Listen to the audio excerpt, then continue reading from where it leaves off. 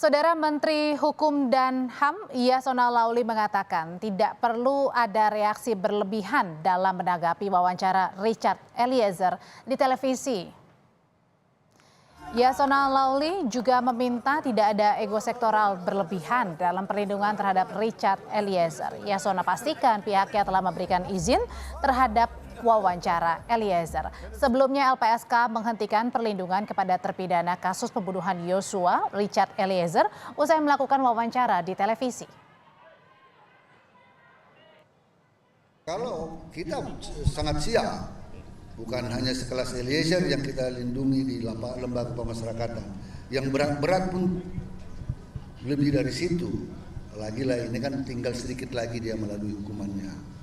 Saya kira tidak perlu ada ego sektoral yang berlebihan, reaksi yang terlalu berlebihan soal ini.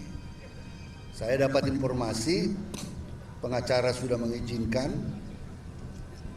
yang bersangkutan sudah mengizinkan, kami sudah mengizinkan, dan saya dengar pewawancara juga menghubungi Kapolri, semua ada izin.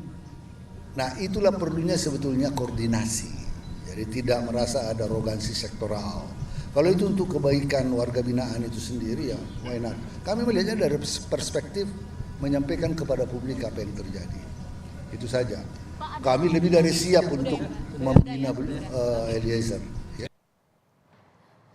Pengacara Richard Eliezer menyayangkan keputusan LPSK yang mencabut perlindungan untuk Eliezer. Pihak Eliezer membantah melanggar perjanjian dengan LPSK saat diwawancarai oleh media televisi. Ronita Lapesi mengatakan wawancara Eliezer sudah dilaporkan ke salah satu wakil ketua LPSK. LPSK pun mempersilahkannya dengan syarat Eliezer tidak keberatan. Saya pikir itu sebenarnya sudah disampaikan secara resmi kepada pihak yang berwenang.